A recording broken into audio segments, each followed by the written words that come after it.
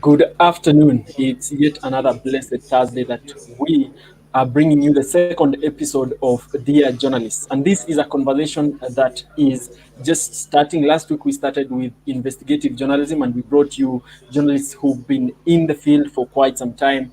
And today, we want to go to the newsroom to just try and understand how things are in the newsroom for young journalists, especially, and get this from the eyes of journalists who are in the newsroom at the moment. And today we are privileged to have three journalists. We have Giverson MAina, who is a senior political and current affairs reporter at K24TV. We have Elphas Lagat, who's a news reporter at Citizen TV, and also joining us for this conversation is Laura Otieno, who is a reporter also at Citizen TV.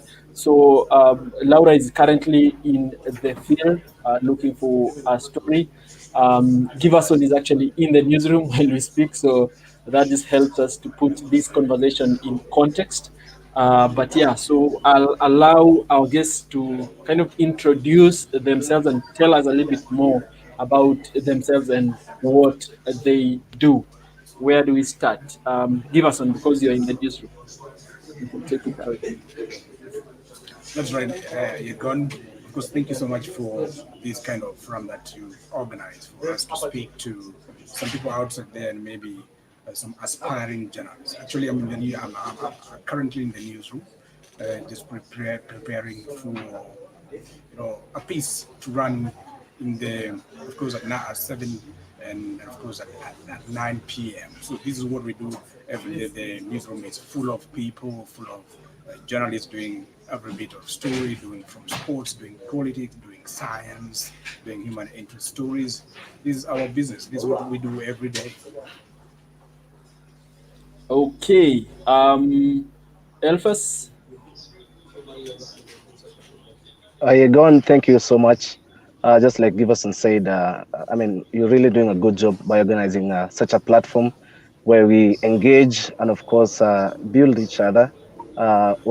I work at Citizen TV as a reporter, bilingual, meaning I do both Kiswahili and English as well.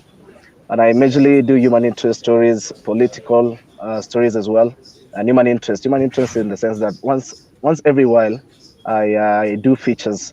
This is where you go out there, you piece a story, and then you bring it and prepare it up. So actually today I'm not working. I'm not in the newsroom like Giverson. So I'm out here, but I'm really glad to be part of this discussion today. You're good. Okay. Um, Laura will join us a little bit later in this conversation once she gets, a more stable internet. But just a quick one to you guys.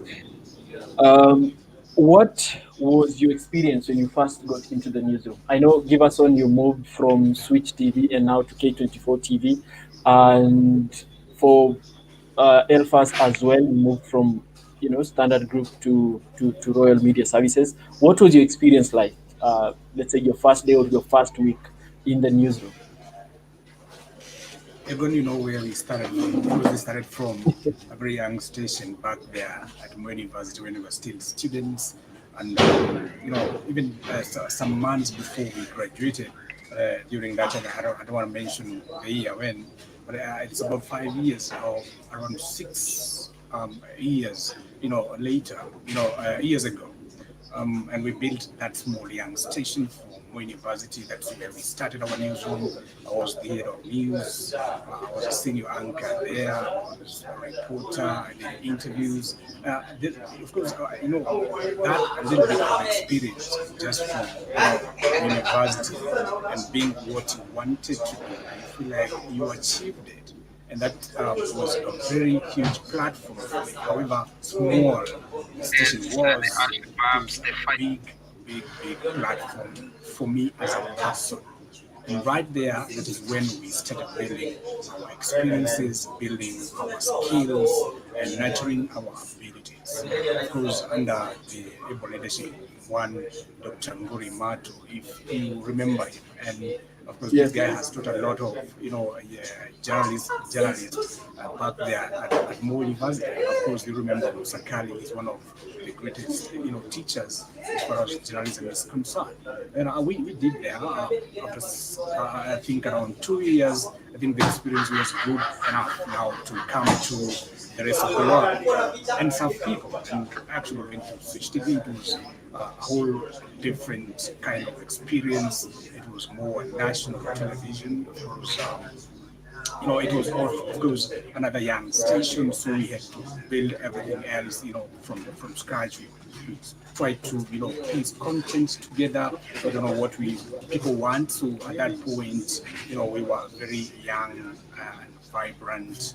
Newsroom, of course, from people different, from different companies, coming together now to build these young content. Of course, what you know is Sweet TV basically the audiences are young people, so we had to kind of build content for the young people, and I did that for around 2 years. And then after that, of course, I think the abilities, the skills, I nurtured them quite well, quite sophisticated now.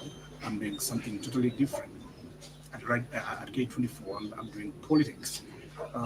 This is one of, very sophisticated areas, and very sensitive considering that Kenya is a political nation. And here I am. That's a really good background of where you've come from, and for context sake, dear followers, dear viewers, um, all both gentlemen, we studied together in Mo University, and they were a year or two ahead of me. But yes, what Giverson is talking about is, this journey started in Mo University when we had um, KTS. There was a TV station back in college, and that is where the journey began.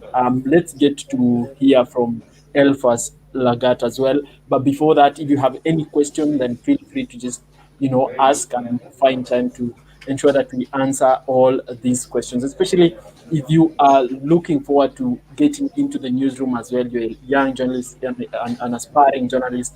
You want to ask all these questions about what goes on in the newsroom, what happens from day to day. Just feel free to ask any question that you have. Kipkemei Barasa, thank you so much. He's following on Facebook. Yeah, just invite your friends so that we have a conversation with this gentleman, and also Laura when she finally gets in. Elphas.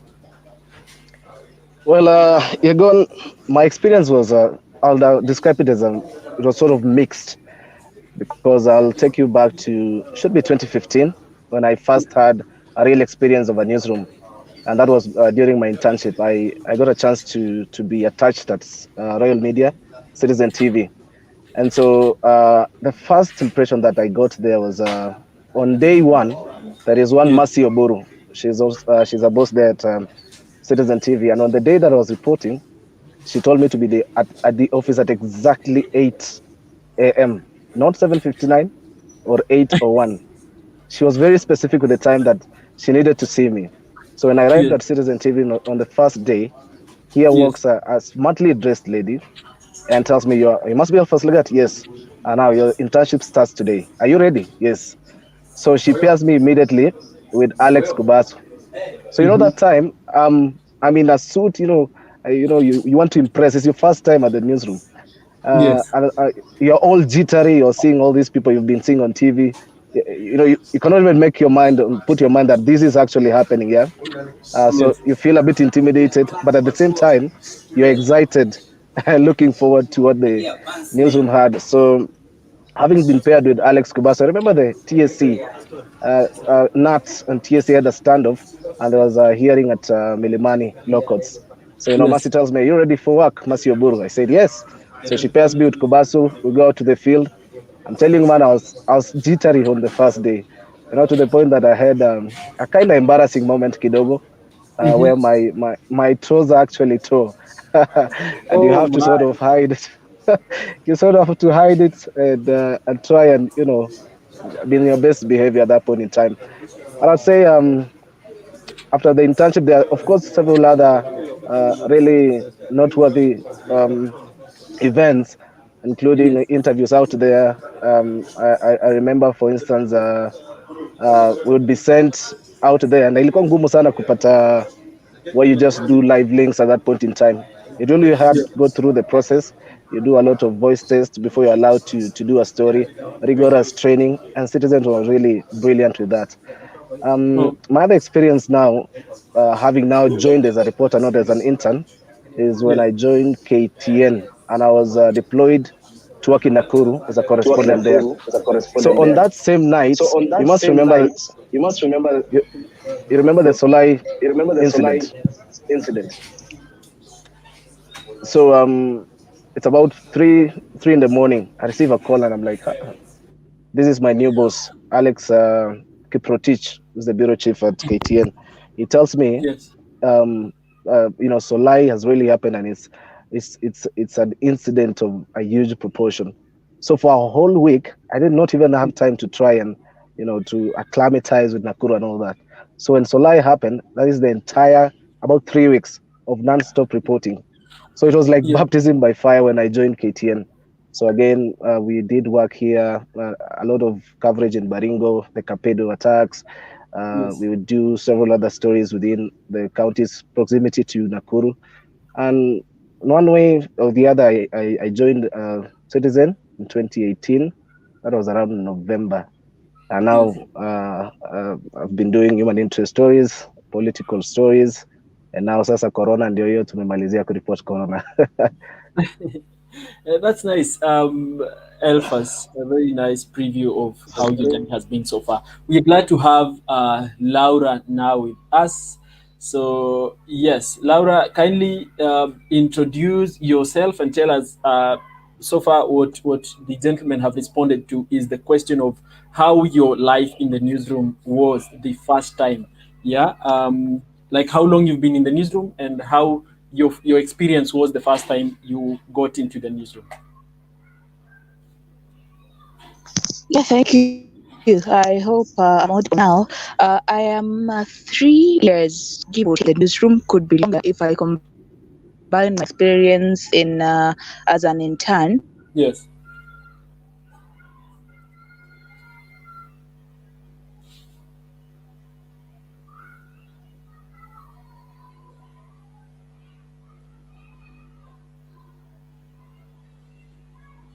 Laura, we can't hear you. I think your mic is muted or something.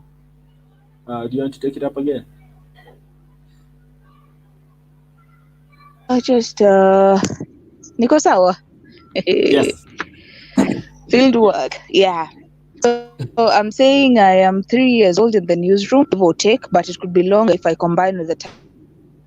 in Nakuru. I think I have serious problems with where I am because I'm out in the field. So I don't Yes, know how yes. this is going Even to be Denise has read. noticed. Should I like type or what do I do? Is it possible for you to leave and join again? Then we'll give it another try.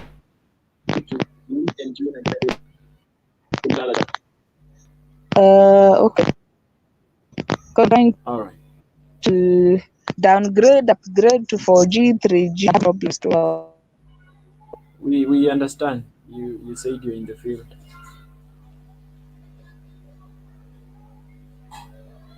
Can you try it now? Just say anything. Unmute.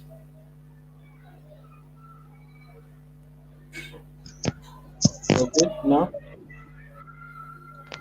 crazy. Young reporter is suffering. Yes. Now we can hear you. Can you try now? Niko mashinani, so I don't know how. I don't know really if this work. This will work. This is a place to go field in a very very remote place. So Okay. can you But now hear we me, can hear you. Yegon? You can proceed. Yes, I can.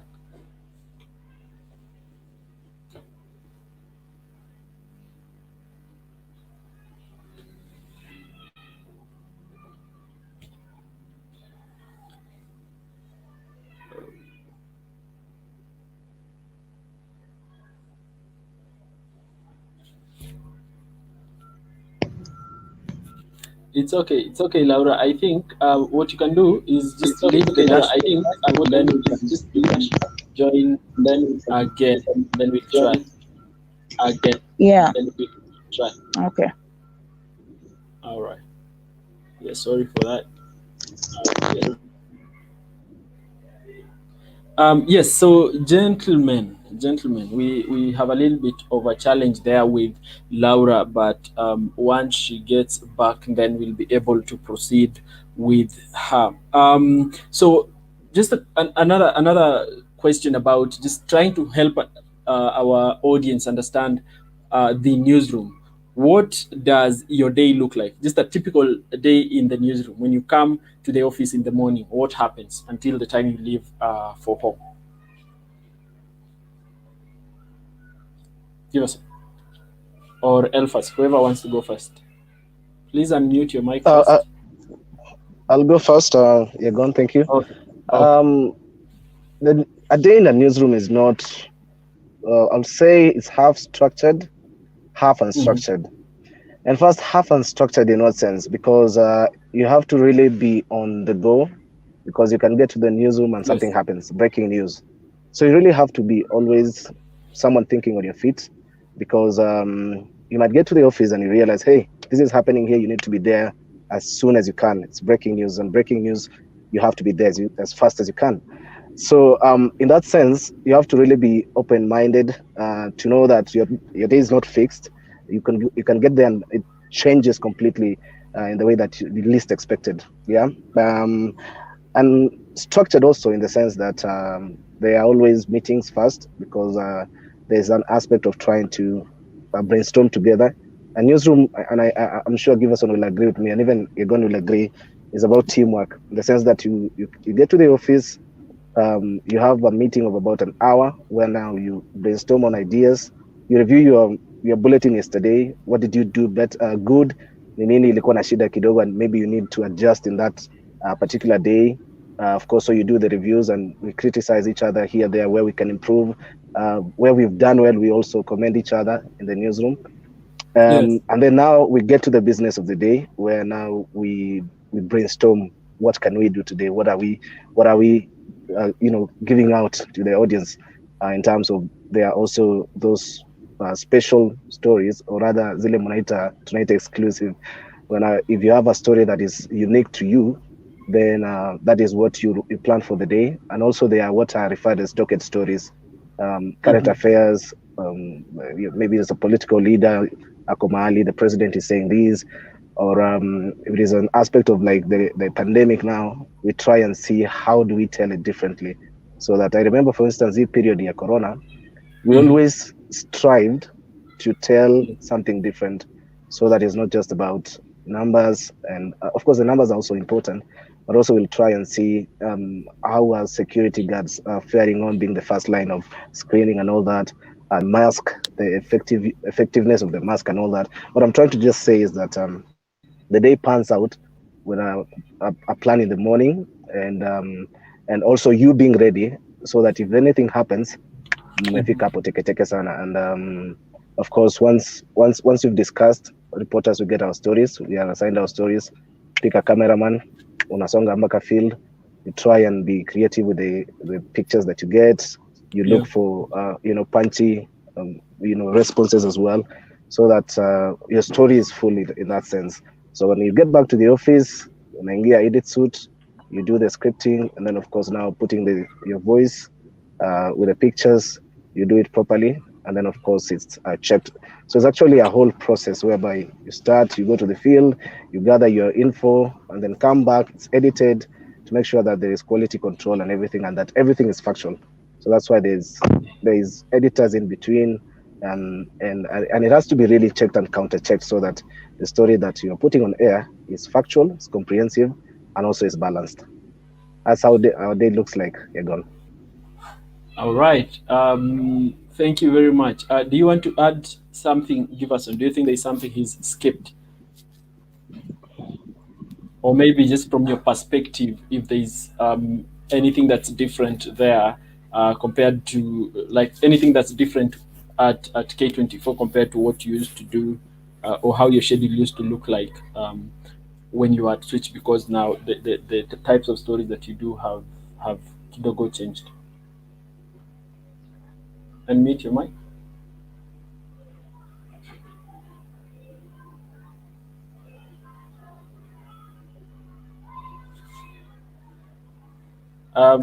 Yes, now we can hear you.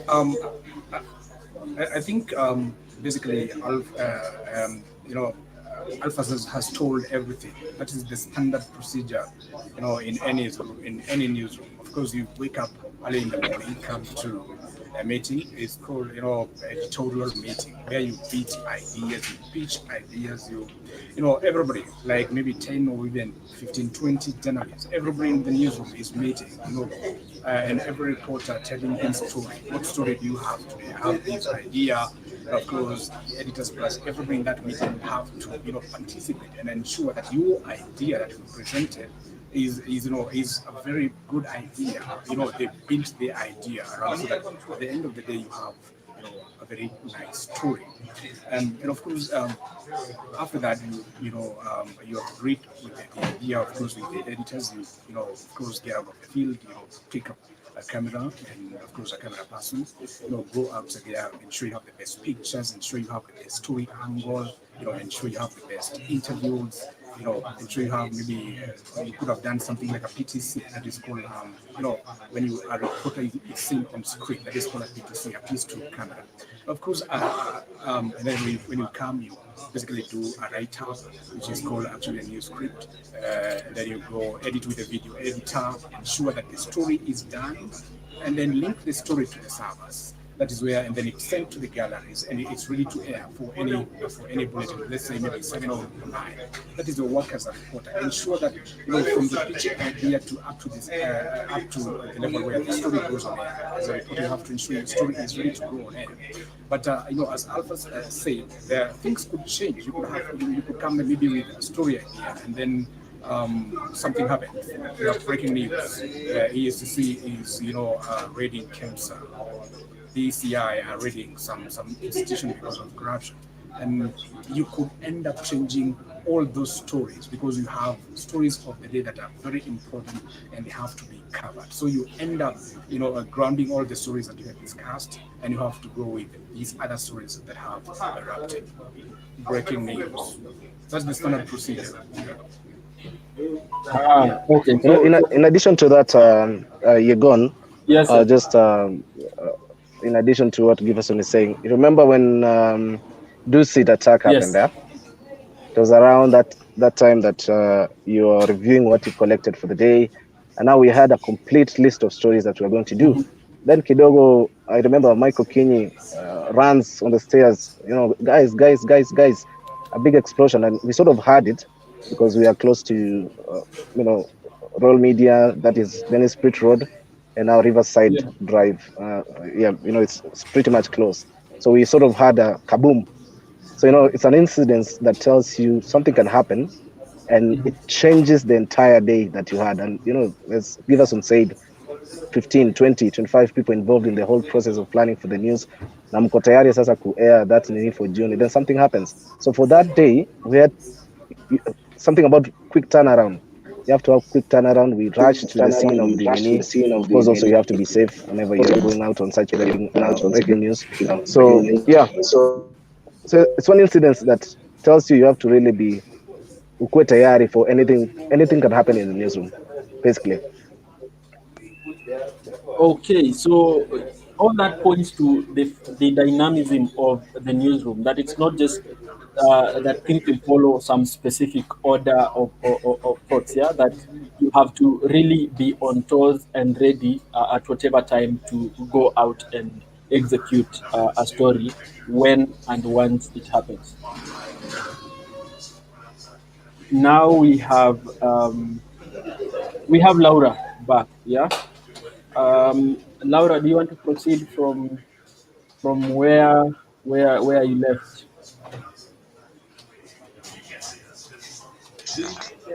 Well, thanks, guys. Let me start now. Actually, take the shortest time possible. I am 3 years old, and my entire I have been working Citizen TV. I started off as an intern in 2015, where I was supposed to go to radio, but things happened, and the then managing editor, his name is Jackson Nganga, said that perhaps I should try out TV, that I had been doing radio for about 3 years when I was a student at university. So I did my internship there at Citizen TV with Elphas and an entire team of good people. But then I officially joined the team in 2017 during the election period, where I came in as a correspondent for Kisumu, and then I had a 6-month contract, and after that, I think that joined the team. So officially being a reporter for Citizen TV, I started off in October 2017. So I have worked in Kisumu, I worked in Nairobi, and now I am back in Kisumu again. I'm covering Kisumu.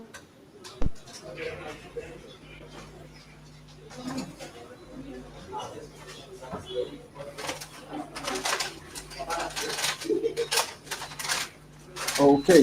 So I think I'll ask another question so that we try and take this a little bit faster for Laura.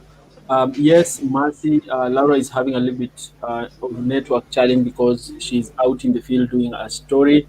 But there is this question about some of these stories that you guys have done. I know, Elphas, you mentioned that the story of Solai, you were still new and you just got into going to cover that story in Nakuru. But what are some of the stories that, according to you, have been impactful? The stories that you've done that today, if you are asked which are some of your best stories, you would just mention that out of, even if you are woken up from sleep and ask what are some of the stories that you've done.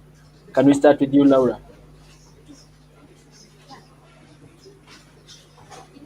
I have done a number of stories that are impactful, but the stories that really touch my heart are stories that go around human interest, stories around health, stories around amenity provision, like the story is more about village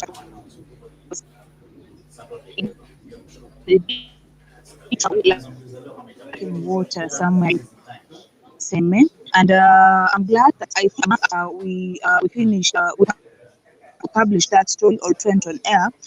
The county government moved in speed, and that everybody, there were some very old women. I know sometimes as journalists, it's very hard when you're going to the field, and by the time you're shooting this story, these people are literally telling you, they're telling you are our last hope. I've tried everything. Now, if this story does not make, we do not get help, then we don't know where to start from. So the story which really touched my heart is that particular one where we helped a lot of people. An entire village was lacking water, and that is my highlight. Even though around health provision as well within town, but the one that really touches my heart is the story I did in 2018 about a village that lacked water in Kisumu. And I think that is what journalism is about. In as much as there is a lot of cliche surrounding how we are supposed to change the world one story at a time, but when we use our voices as young people and coming into the field, I think it really makes a big difference in uplifting the spirits of those that are coming behind us, that their voices really matter and they have a space to make a positive change in society. Excellent, excellent. Elphas? Thank you, Egon. There's always a saying in the newsroom that you're only as good as your last story, and I think it's something that guides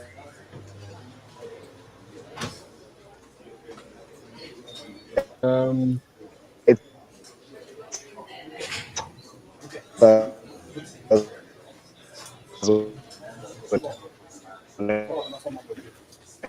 Um, give us a minute to go first. I think there's an issue with Elphas as well. Egon, you can hear me?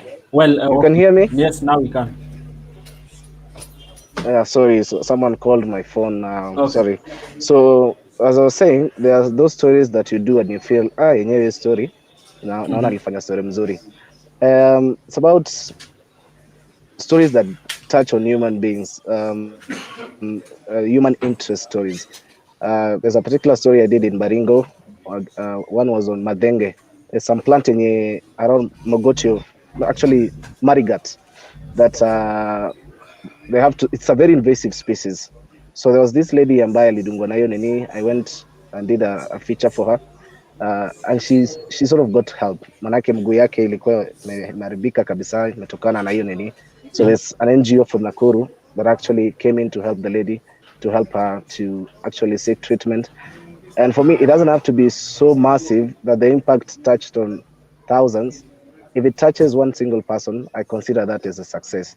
I've also done a story on guns of misery, the bandit attacks that are very rampant in Baringo as well.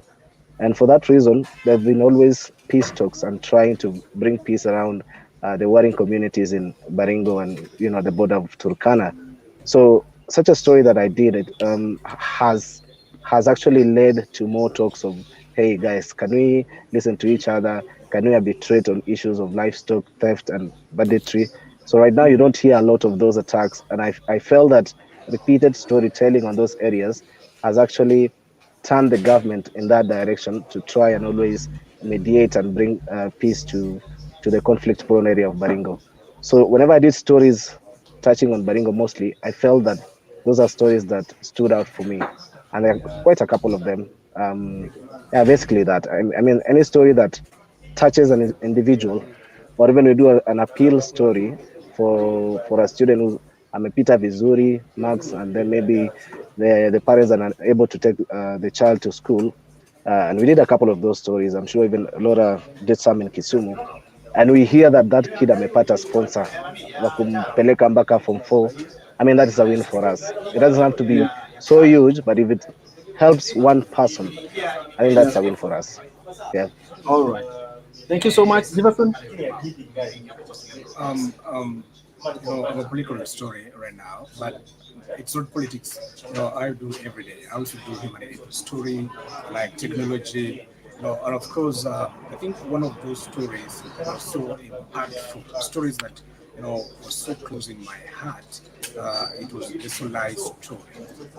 When I actually visited Solai, just moments later, after the dam broke down and swept several people, and many of them, around I think around 40, close to 40 people were buried. I went and visited, the mass graves, and I saw myself where the elderly, including even the children, were buried.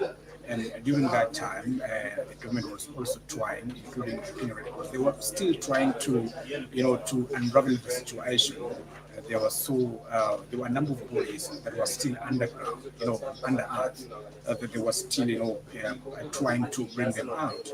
And these are one of the stories that, may not, forget ever, because when something like that happens, it was, I don't know whether to call it an accident or it was just that calamity. But it was, I think, a very huge story that I may never forget. I don't know whether so much has been done by the government, to ensure that something of the sort doesn't repeat itself. But of course, I mentioned I like technology. And I've covered a lot of technology, and I've covered a lot of innovations for the young people. I can tell you for sure that the young people in this country are very innovative. We have a lot of technology, but nothing seemed to come out of it. There's this guy in Kasarani who makes movable wheelchairs. So some sort of small cars. You just ensure that that wheelchair is powered. It has our own battery, so that you drive it. You don't use your hands to pedal it, or to move it, or even your legs. Like you ride it, like you just drive it. It has some sort of like a bicycle, but it's a wheelchair. It's three-legged. So, and this person has actually helped a lot. But to the other side of the story is that many people, the rich people, are trying to come and steal his idea, and his biggest challenge is to patent that idea. This one, if the government would supported this guy, he would be one of the biggest manufacturers, innovators in this country, because I've never seen that machine elsewhere in this country. Because if the disabled people, it's very hard for them to keep on using their hands to pedal. they take a lot of time traveling, maybe from Kasarani to CBD or from one place to another. But with that kind of a machine, that small car, which I think costs around 50,000, the disabled people can make a lot, out of it. They can move, with speed, they can do their job, they can travel without even needing to be helped by, people. I've also covered, there's also that guy at Stratford University. I think he was still a student who did also some sort of a wheelchair that is powered by the solar. And to my worry is that the government doesn't seem to support the Kenyan youth. So these are the stories that we're still following to see whether they are implemented fully or they're not. All right, all right. Thank you, there, Giverson, for that. And there's no doubt about that. That there are a lot of innovations in this country, and those stories need to be told. Whether they get to fruition or not is another issue. But you pointed out an issue there that I think is important is doing those follow-ups, and I think that's good. Now. There's a question about the challenges that you face. What are some of these challenges that you face in the newsroom? I think when I put out the poster for this discussion, that's one of the things that my friends asked me, like, what are some of the challenges that you people face in the newsroom, and how are you able to overcome those challenges so that you continue doing the work that you do as journalists? Laura, I really wish to start with you so that we give you an opportunity to talk before you go back to doing your story. Um, Laura?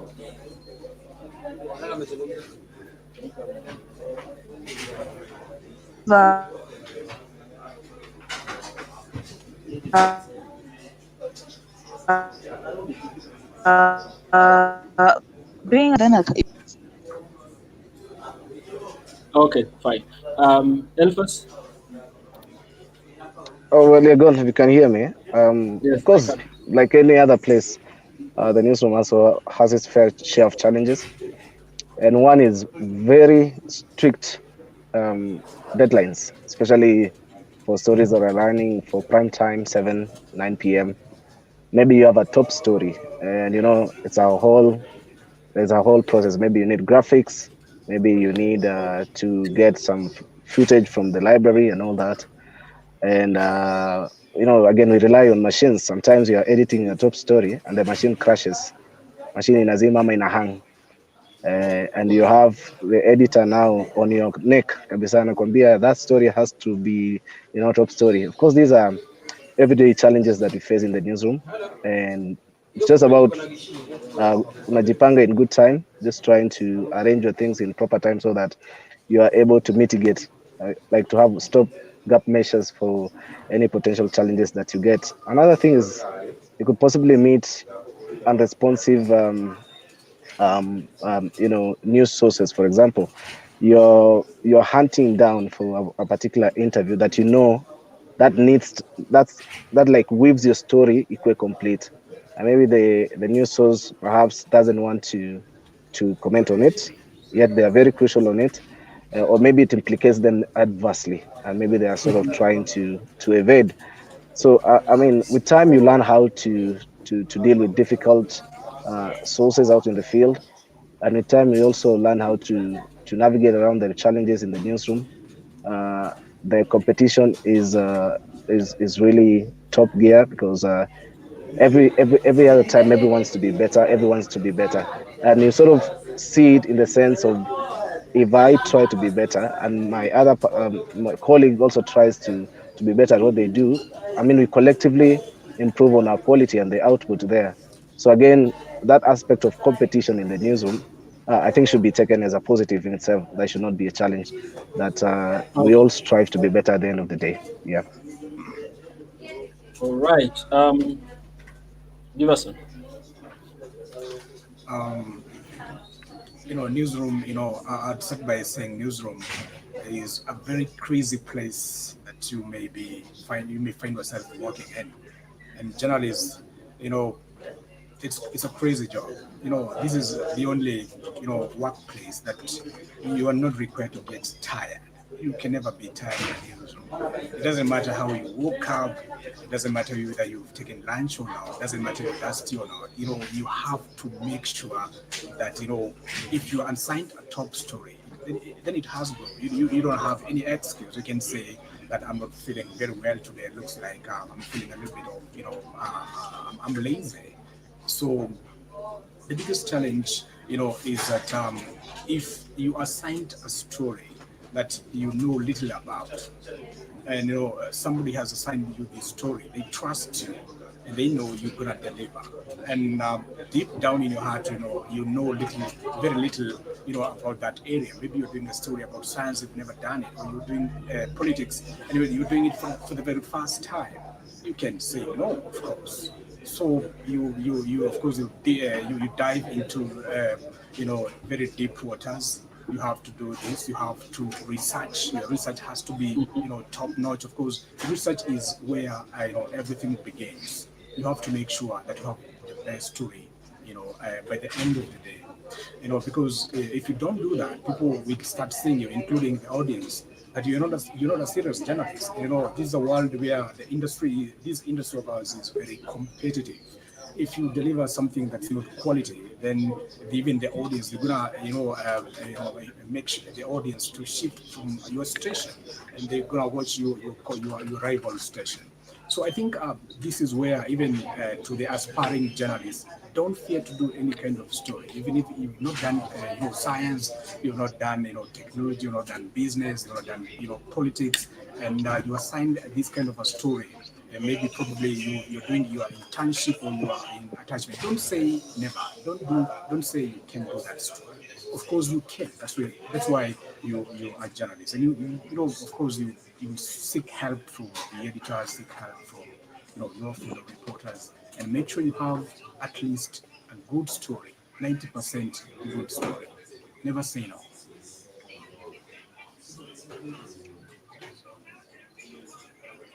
Really powerful words from Giverson MAina there.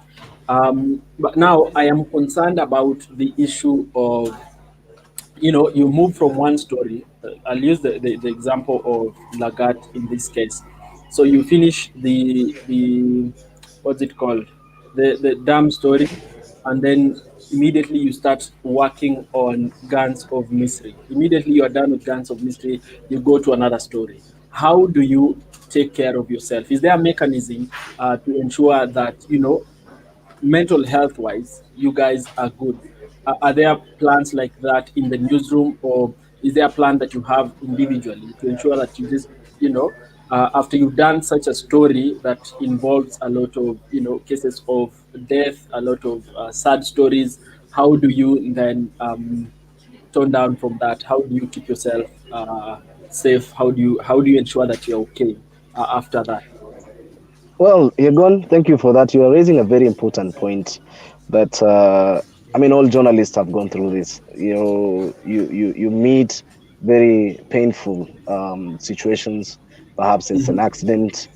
Perhaps it's the dam. Giverson will also tell you that. Myself, I'm also among the first people who go to the dam, and you literally are seeing human suffering. That also gets to us because you'd need now to have a support system, people that you can easily vent, so that you don't hold so much in you. It's scary, it's frightened. We're humans at the end of the day, and I think it's very imperative that even as you are an aspiring journalist, the guys who are watching us, and also important to us that we have a support system. You have friends that you can easily call. Hey, Egon, I'm going through this. I saw this and it's really disturbing me. And even individually taking the responsibility of seeing a counselor. If repeatedly Yeah. you feel it's really wearing you down, you have anxiety, it's imperative to actually talk to a counselor. It's really advised. And I think some newsrooms also have such measures in place where you can talk to a counselor, you can talk to an editor. But I think counselor would be much better because they're in a better place to advise you and to sort of help you relax and try and forget that maybe painful and gruesome situation that you encountered. Um, that issue is really prevalent in the newsroom because I mean you interact with all sense of it's a terror attack scene. It's like the dam as you said. So I think it's so important to you set out that plan at the initial that ikiumana sana mtaongea na Yegon, mtaongea na Giverson, mtaongea na maybe someone else, your friend who can easily talk to you, akusikize too as you sort of vent. You have to ventilate so that that sort of anxiety leaves your system. Yeah. All right. Do you have such a plan, Giverson, or does your employer have that sort?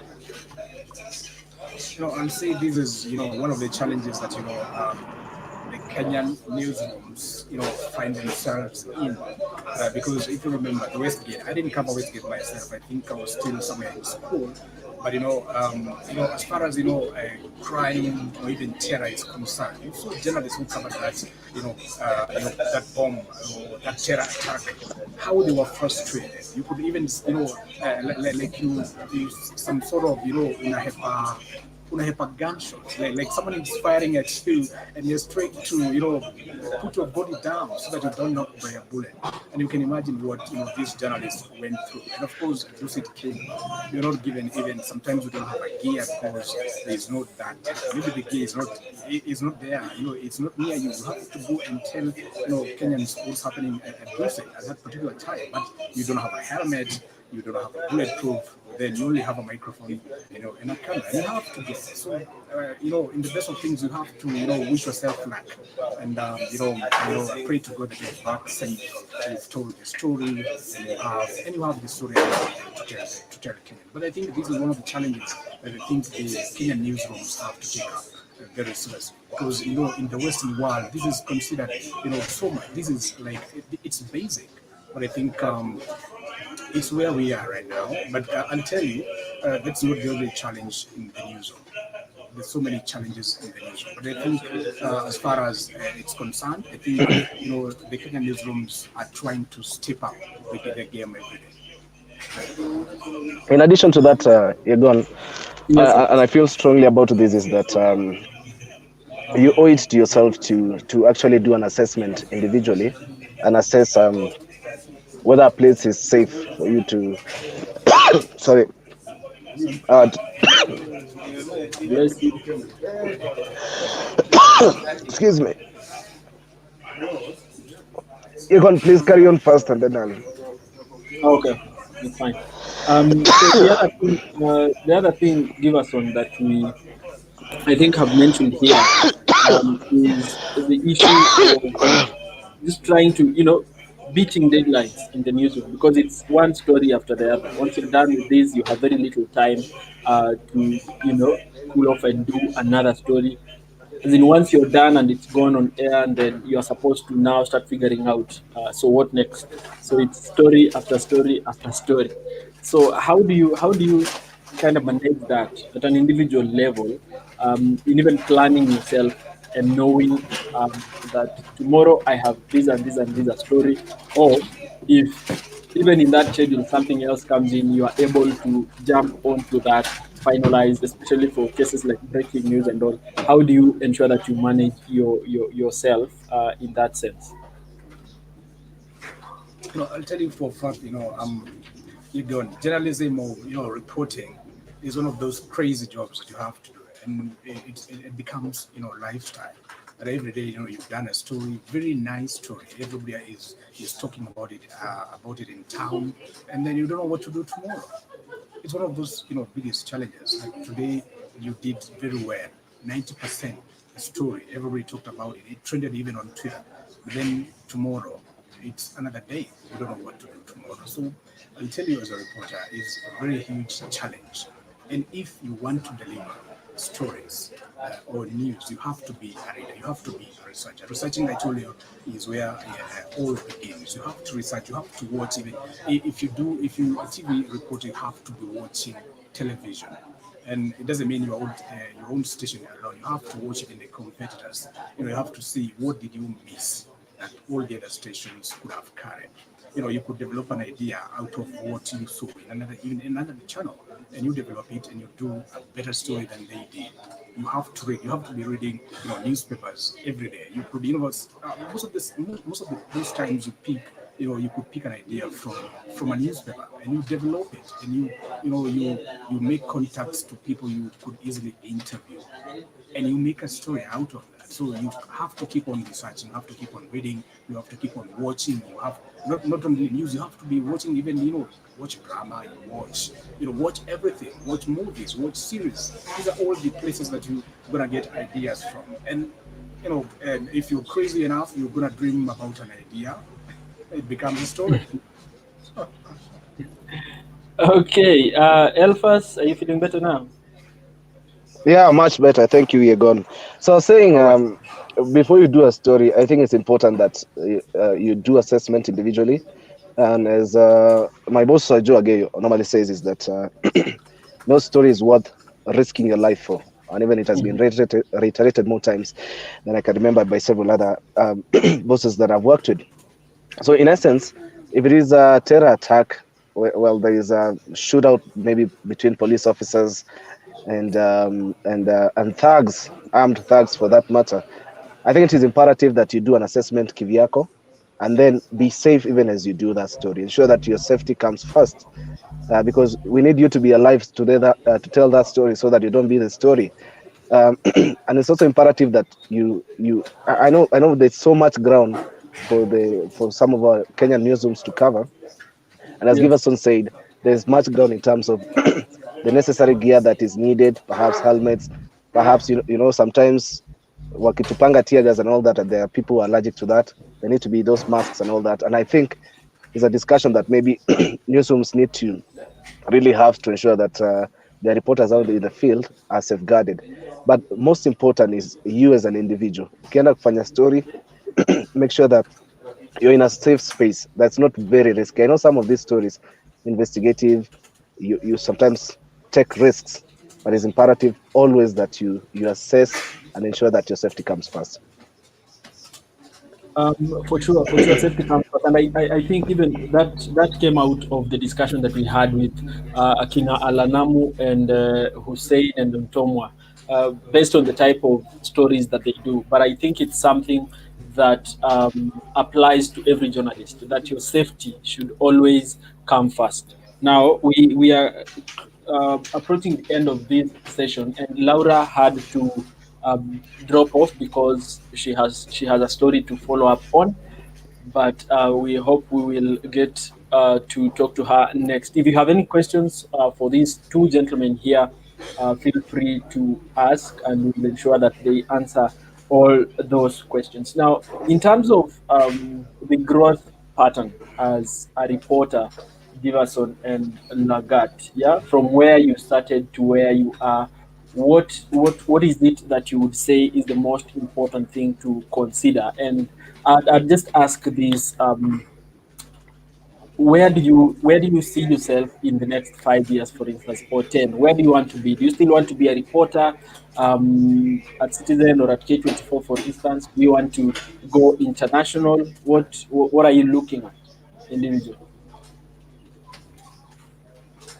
If I can go first, Egon, Yes. reporting is one of those things that when you become a reporter, then it doesn't go away from you. You want to report stories every day. You don't want to be a person who will be reading news, in the studio for others. You want to be the person to break the news. You want to be, those guys who go to field, and tell like it is. Because I can tell you for sure, this is something that I've struggled with. Even at the current places I'm working, because I want to remain there. I want to be, I want to be in field to tell stories. But even if things could change in the beginning, you find yourself in studio, you anchoring, or you sit on desk. That means you're planning for the news. You become an editor. Reporting. Once you become a reporter, I think you'll still find yourself in the field to tell stories. It won't change. Okay, that's an interesting perspective. Elphas, what is it for you? You asked about the growth pattern, Gona. I think it's a crucial question. And I think for any aspiring journalist, patience, it's a paradox in a sense. You have to sort of exercise patience, but also be aggressive at the same time. You have to learn when to be aggressive for something that you want. Perhaps you want to rise the ranks and maybe be a senior reporter. You maybe want to grace the television sets and tell us news, or maybe you want to be an editor, or scaling up the ladder in the newsroom. I think there's that sense of working diligently, hard, and consistently so that you stand out. And number two, being patient with the process, trusting that you're doing the right thing. When you give your 100% and wait, that in itself is patience. But again, being aggressive in the sense that this is what I want in a span of 2 years, maybe 5-year plan, 7, 10 years plan, and going by it. You're not handed over things. There are things that you really have to be aggressive on. Perhaps your terms, that's it's never talked about very much, but you also have to be a bit aggressive on that to ensure that you get your worth, even as you. And it applies to all fields. It's not just newsroom where you have to really be on the lookout and be aggressive and know this is what works for me and really go for it as a person. Respect the newsroom. Sometimes you deal with different people. There are people who will allow you to have the autonomy that you need. There are people who would want to supervise you and maybe micromanage you. And you have to learn on how to navigate and manage all these settings so that you don't have that sense of altercation, even with people who are maybe slightly above you in the ranks.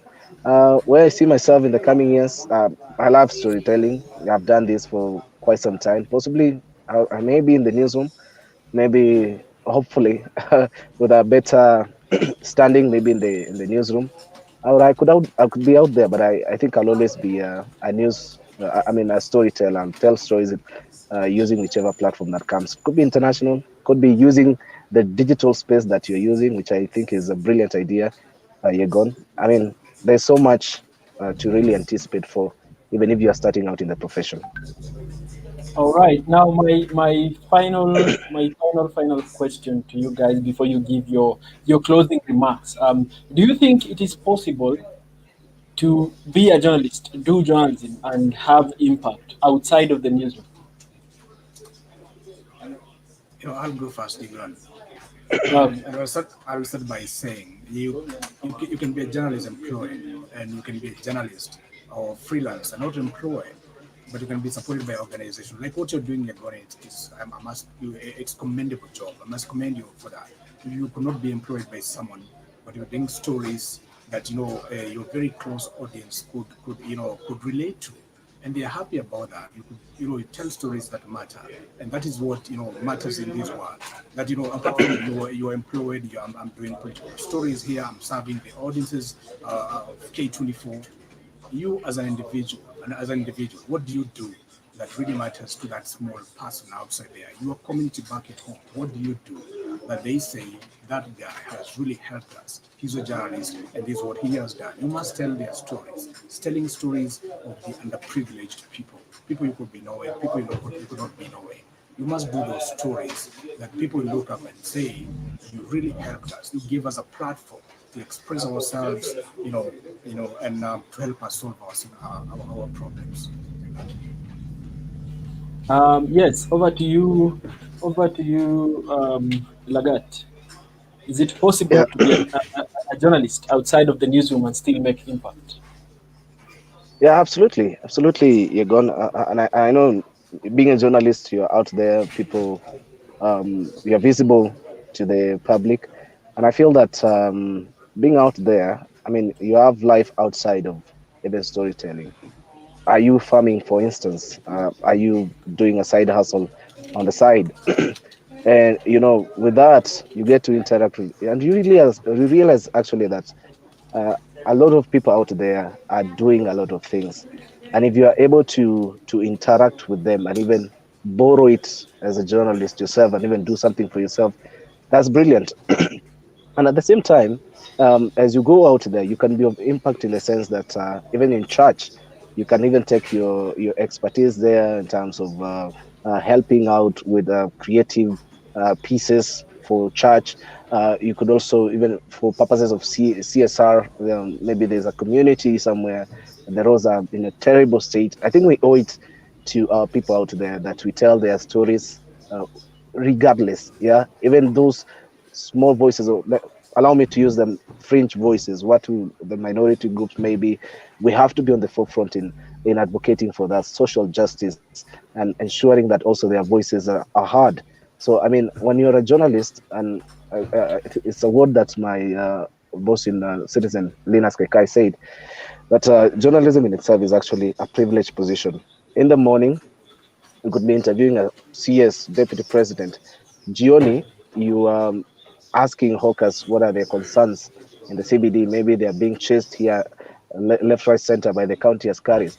So really, it gives you a space where you interact with people who are in different spaces, yeah, people in different positions, and I think that we owe it to the public to tell their stories regardless of where they are. Especially stories. I mean, Giverson also pointed out the underprivileged, people who are in marginalized areas. But I think again with devolution, I think this is an area of emphasis that maybe even aspiring journalists can look into. What are the unique stories that you can bring us from Busia? What are the stories we can get from Mandera, Wajia? Telling stories about devolution, so that in itself, and I think devolution was a good thing, trying to bring that sense of inclusion in governance. And while that happens, there should also be inclusion in storytelling, that we tell all these stories comprehensively, and that in itself, I think, is being of service to people.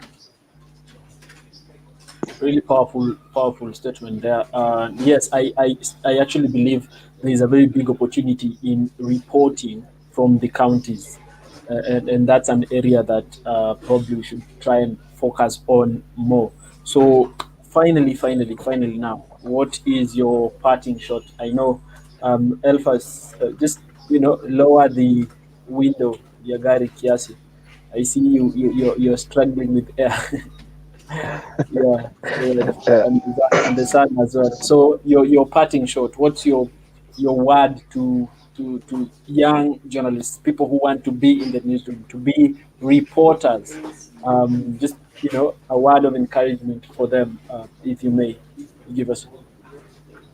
For me, I want to tell the aspiring journalists, like, you're not being employed as a reporter when you complete college education or university education. You sit back at home and you're just applying for jobs. You have to go to those stations, knock those doors, apply for internships. Actually, attachment internships is all where you begin. You're given an opportunity, and once you have that chance, in that particular station, and you file a story, that is a chance for you, to secure a job right there. But then you've got to be patient, like Alpha said. You have to be patient. You have to be very persistent. I told you a journalist is someone who doesn't get tired. You have to be strong every day, so that you keep on delivering. Once you stop filing stories, people forget about you, and you stop mattering. You stop being a reporter. That's because reporter is someone who reports. So once you stop reporting, you stop being a reporter. And I tell you for a fact, if you become persistent, you become someone who can endure so much. The sun is scorching, it's raining. You stop complaining all the time. Just do your job. That'll be good for you. All right, and finally, Elphas, your mic.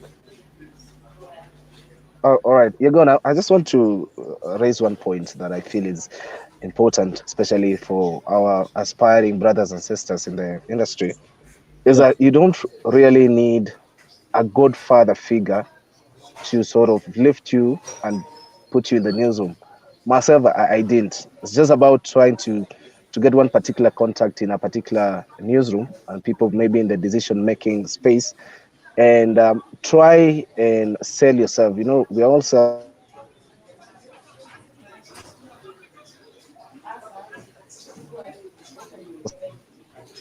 Um, You try and pitch what and again. Egon, you can hear me? yes, now I can hear. I think someone tried calling you. Thank you. Yeah, there are a couple of calls that are some people are trying to call me. It's all right. So I was trying to say that it's imperative that you don't have that mindset of you need a godfather figure in the newsroom to help you navigate the spaces. I mean, if you are in a space of telling good stories, you are persistent, and you're someone with diligence, there is nothing that you can. Okay, I think we lost Lagat somewhere there, and he was giving his final remarks. We'll try and give him a few, like a minute or so, to see if he is able to join us. Yes, he is back. You're Uh, gone. Technology issues, eh? I'm sorry. So no, no I problem.